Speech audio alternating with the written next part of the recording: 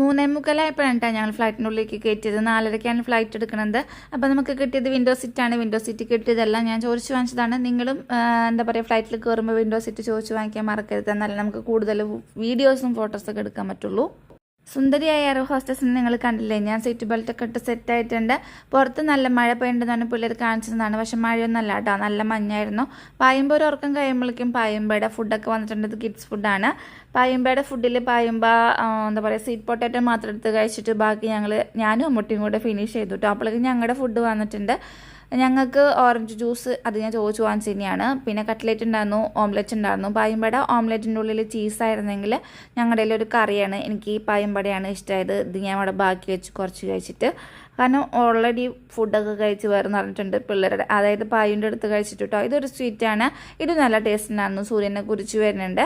അപ്പോഴേക്കും നമ്മൾ ഏട്ടനെ കണ്ടു. കൂടുതൽ വീഡിയോ കാണാം കേട്ടോ.